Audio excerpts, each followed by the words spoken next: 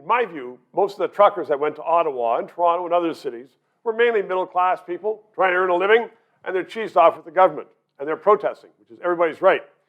Our Prime Minister came out and said, well, they're undesirables, they're racists, and they're wearing tinfoil hats. He mocked them, he denigrated them. And a lot of people are saying he's lost touch. Marc Kealey joins me now. He is a lifelong Liberal. You were a great ally and advisor to John Turner and to other cabinet ministers. You're still Liberal, are you? Sure I am. Okay, given what you just heard our Prime Minister say, how can you support that man? Look, the Prime Minister made one fatal error. He should have used the Only one? He should have used the concept of concern, action, and perspective. That's where I think you're right when you said at the outset that people have the right to protest. Yes. This is emblematic of 2 years of massive frustration by Canadians. Yes. And this convoy is really emblematic of that frustration. Yes. All right, fair ball. But at the same time, I think to say that the entire country is wrapped around this convoy is not correct. And I think the Prime Minister is wise to say what he said.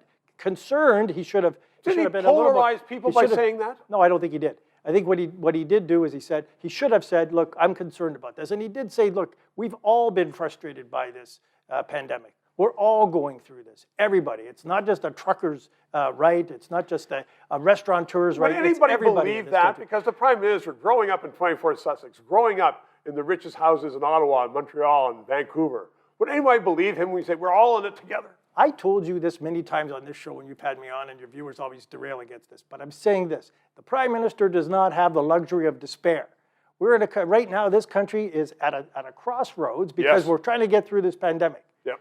You could still take the word of the Minister of Finance and say the GDP is still on the rise here in this country as a consequence of good fiscal guardrails. Just chasing the big debt. But let's be careful here of saying that he's out of touch because he's saying that a group of Canadians who have the right to protest are really the entire country, because it's not so. But they came from across the country, from the west and from the east, and they represent all kinds of different livelihoods. They're mobile because they're truckers. But a lot of other people who are not truckers say, and the polls are now showing, we agree with them. We're frustrated with the price of oil, with the price of food. We're frustrated with the great debt in this country. We're frustrated with the leadership. But to stoke this or to politicize this like some of the other parties have done, to suggest that it's full of hate is the wrong thing to do. Look, you might not like Justin Trudeau. You might not like this party. But if you don't like it, they've got an opportunity come the next election to vote them out. That's the option. But when the Prime Minister said those words, you just talked about hate. You don't agree that he was polarizing people to make one group hate another group? I don't think he's saying that to make people hate each other. I think he's trying to be realistic in this particular case. Concern, action, perspective. It's a good word. Thank you very much. As you can tell from what you just heard and saw, there are a lot of issues that have to be decided in Canada, and we need independent analysis of them. So, help us stay on the air. Subscribe, tell your friends, PayPal, and thanks for watching.